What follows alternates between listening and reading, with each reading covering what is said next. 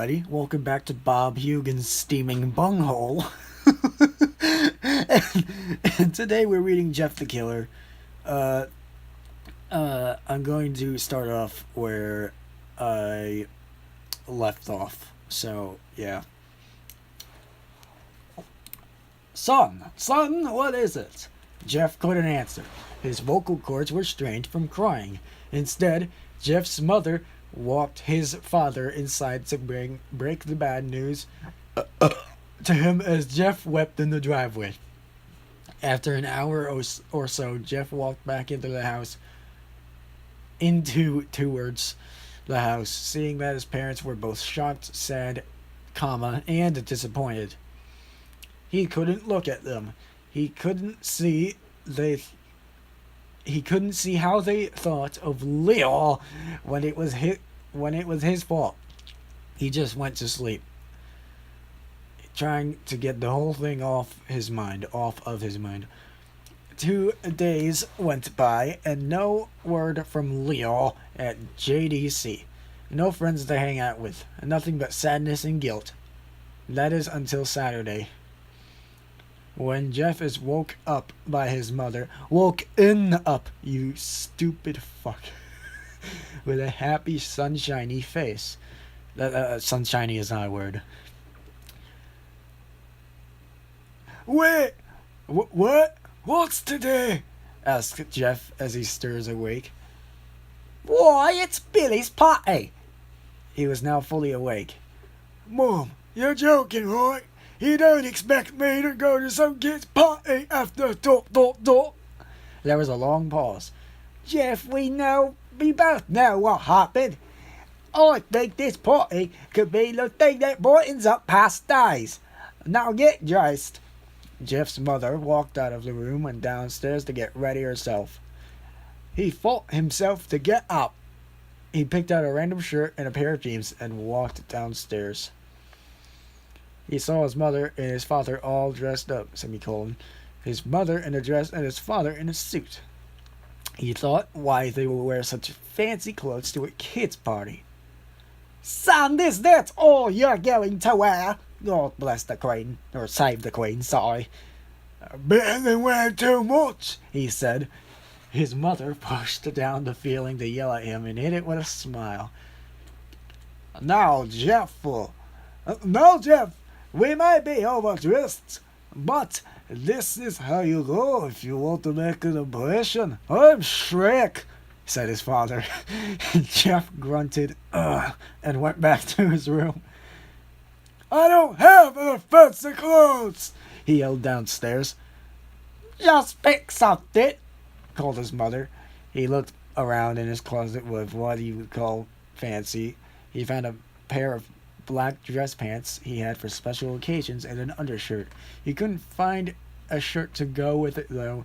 He looked around and found only striped and patterned shirts, none of which go with dress pants.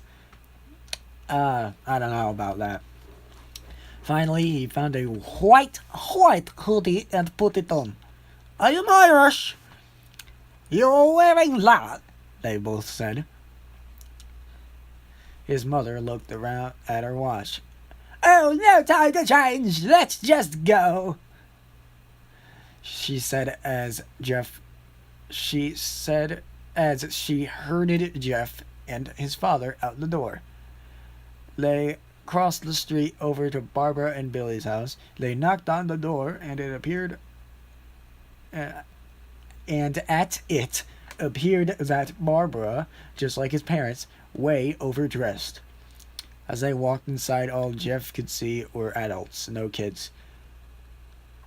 The kids are out in the yard.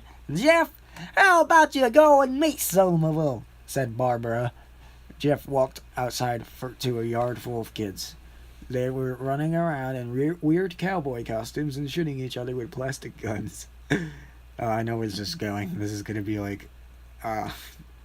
he might as well be standing at Toys R Us. Suddenly, a kid came up behind him and handed him a toy gun and hat. Hey, wanna play? He said. No, kid. I'm too way old for this stuff. I'm way too old for this stuff. What an asshole. The kid looked at him with that weird puppy dog face. Please? Said the kid. Fine, said Jeff. He put on the hat and started to pretend to shoot at the kids. That sounds so messed up when you say that. At first, he thought it was totally ridiculous. Then he actually started to have fun. Might not have been super cool, but it was the first time he's actually done something that took his mind off of Leah. So he kept playing with the kids for a while until he heard a noise. A weird whirling noise. Then it hit him. Randy, Troy, and Keith all jumped the fence on their skateboards. I'm Australian now. Yeah. Jeff dropped the fake gun and ripped off the hat. Randy looked at Jeff with a burning hatred. Hello, Jeff, is it? He said. We have some unfinished business. Jeff saw his bruised nose. I think we're even. I beat the crap out of you, and as you go, you get my brother sent to JDC. Randy got an angry look in his eyes. Oh no, I don't go for even. I go for winning. Charlie Sheen, he now has AIDS, so technically he isn't winning anymore. You may have kicked our asses that one day, but not today. Winning, duh. As he said that, Randy lost at Jeff. I was turning Australian to Scottish to Russian. They both fell to the ground. Randy punched Jeff in the nose, and Jeff grabbed him by the ears and headbutted him. Jeff pushed Randy off of him, and both rose to their feet. Kids were screaming and parents were running to the house. Troy and Keith pulled guns out of their pockets. No one is up, so a gun will fly, they said. Randy pulled a knife on Jeff and stabbed it into his shoulder. Jeff screamed and fell to his knees. Randy started kicking him in the face. After 3 kicks, no comma, Jeff grabs his foot and twists it, causing Randy to fall to the ground. Jeff stood up and walked toward the back door. Troy grabbed him. Need some help? I want to do a voice for Troy. This is only freaking dialogue in a story. Let me think. Need some help? He picks Jeff up. He picks. Present tense. Jeff off by the back of the collar and throws him at the patio door. As Jeff tries to stand, he is kicked down to the ground. Randy repeatedly starts kicking Jeff until he starts to cut off blood. Come on, Jeff! Fight me! I was gonna do my Australian accent now. I don't even think you can understand me anymore. He picks Jeff up. That's the same freaking. They used the same words in 2 paragraphs, so I got a little confused there. He picks Jeff up and throws him into a kitchen. Randy says a bottle of vodka on the counter and smashes the glass over Jeff's head. Fight! He throws Jeff back into the living room. Come on, Jeff! Look at me! Jeff glances up, his face riddled with blood. I was the one who got your brother sent to JDC, and now you're just gonna have to sit here and let him rot for a whole year. You should be ashamed! Jeff starts to get up. Oh, finally! Exclamation mark, lowercase. You stand and fight! Jeff is now to his feet, blood and vodka on his face. Blah blah blah blah blah blah blah blah blah blah blah blah blah. Randy dies. Blah blah blah blah blah. Randy gets punched to death. I'm skipping all this shit because Troy goes down hard because he was hit with a towel rack. Hard, you know, he's fat, and also his dick was out. And now all that's left is Keith. He is more agile than Troy though, and Jeff ducks when Jeff swings the towel rack. Blah blah blah. He swung the towel rack into Keith's head as he lay there bleeding to death. He let out an ominous smile. Ominous smile. I always say ominous. It is not a word. It's ominous. Ominous. Okay, I'm gonna remember that. What's so funny? Asked Jeff. Keith pulled out a lighter and switched it on. What's funny, he said, is that you're covered in bleach and alcohol. Jeff's eyes widened as Keith threw the lighter on him, because that's how physics works. And soon the flame made contact with him. The flames ignited the alcohol and the vodka. Why is it? Why are they fighting in like a garage and a gasoline can falls over and spills all over them? That would make more sense. And yeah. Blah blah blah blah. Everyone was looking at him. Yada yada yada. You know, I'm sorry to say this, but the hospital part really is not important to the story. And I had to read it once, but my voiceover didn't work, so I'm just gonna get to the part where he uncovers his face. Let's hope for the best, says the doctor. He quickly pulled the cloth, letting the rest fall from Jeff's face. Jeff's mother screams, "Ah!" at the sight of his face. What a good mother. Lou and Jeff's dad stare awestruck in his face. Why is it that Lou suddenly appears in this scene? What happened to my face? Jeff said. He rushed out of blah blah blah blah blah. His hair was singed from brown to black. His lips were burnt to a deep shade of red. His face was turned into a pure white color, because this is all how frickin' fire works. He slowly put his hand to his face. It had a sort of leathery feel to it now. He looked back at his family and back to the mirror. Jeffo, said Lou. It's not that bad though. Not that bad, said Jeff. It's perfect. Oh, I need some water. His family were equally surprised. It's not proper grammar. Learn to frickin' write. Jeff started laughing uncontrollably. No period, capital. His parents noticed that his left eye and hand were twitching. Jeff, are you okay? Okay, I never felt more happy. Ha ha ha ha ha. H-A-A-A-A-A-A. Look at me. This face go perfectly with me. He couldn't stop laughing. I don't freaking care about this. I'm sorry. You could go read the story yourself, or go on freaking Mad Creepypasta, Who the Hoodlums Revenge, freaking Mr. Creepypasta for all I care. I'm done. I'm gonna go to the last part of the book. Not the book. Oh God, this is not a novel. Later that night, Jeff's mother woke to a sound coming from the bedroom, as it sounded as if someone was crying. She slowly walked over to see what it was. When she looked into the bathroom, she saw a horrendous sight. Jeff had taken a knife and carved a smile into his cheeks. I'm surprised he isn't dead or bleeding out.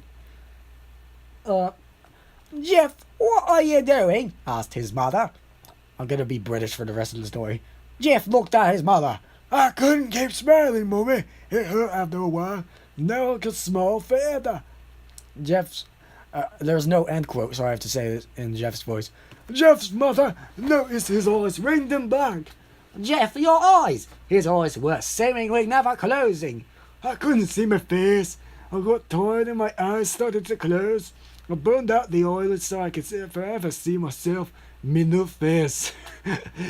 Jeff's mother slowly started to back away, seeing that her son was going insane. What's wrong, Mummy? Ain't I beautiful? Yes, son, she said. Yes, you are. Let me go get Daddy so he can see your face. She ran into the room and shook Jeff's dad from his sleep. Honey, get the gun. We ... She stopped as she saw Jeff in the doorway holding a knife. Mummy, you lied. That's the last thing they hear as Jeff rushes them with a knife, gutting both of them. His brother Leo woke up, startled by some noise. He didn't hear anything else, so he just shut his eyes and tried to go back to sleep. As he was on the border of slumber, he felt the strangest feeling that someone was watching him. He looked up before Jeff's hand covered his mouth. He slowly raised the knife and ready to plunge it into Leo. Leo thrust here and there, trying to escape Jeff's grip. S-H-H-H-H-H-H-H, Jeff said. Just go to sleep. Alright, that story was utterly atrocious. Uh, I have a lot of gameplay left, so I'm gonna read The Sex Offender Man by me. Uh, it's on Creepypasta Staff Training Wiki. And, yeah. Once upon a time in Vatican City, there was a young bloke named JC the Hyena. He wrote shitty fanfics and garbage pastas that were removed from here and put on Wattpad. One day, JC was raped by a hedgehog because if I use rape in my story, it immediately makes the story much more messed up and shocking. JC was scarred for life by the hedgehog. He named his rapist Bill Cosby. Bill Cosby's like crossed out, which I think is hilarious. Sanic underlined and bolded. Sanic had friends in parentheses, not like you, lol, in parentheses, and he loves to star in some of the worst games ever created. Sanic had a friend named Jeff. Jeff was a killer with a shitty looking photoshopped fish face. He would always say, "Go to Kipper!" Sanic and Jeff had a friend / fuck buddy named Slenderman. Slenderman took children to his woods, kinky, and he was a sex offender. JC decided to write a fanfic about Sanic called sanic.exe.jpg.bosscanIhaveSomePens.mp3. The story was shit. Everyone loved it except for Hudo, Michael Leroy, and Beefy Pasta. Self-insert fanfic XD. Sex offender man decided to play with JC's steaming bunghole. Jeff and Sanic decided to fight Slender Baiter and would fight with all of their preteen fans yelling, "Oh Jeff, you're wrong, you're so sexy." The rake then busted in and started to complain about how Wales is shit. Then he left. JC decided to play Minecraft. New paragraph. That's actually in the story. New paragraph, : Slendy decided to sneak behind JC and rape him, but suddenly Danky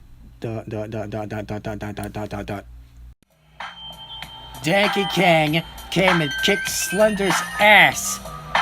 Pimpin'! Danky Kang then killed JC so Michael Leroy could be happy. Jeff died too. And Sanic got AIDS and died horribly and painfully. And Jane the Killer got raped by a Nazi. The end. I think that's much better than Jeff the Killer. Since I added an extra story at the end, which is my own creation. You can find it on Creepypasta Staff Training Wiki. It's called The Sex Offender Man. Sex Offender Man is one word. So, I'd love for any of you to read it and comment if you laughed or not. So, yeah. Have a nice day.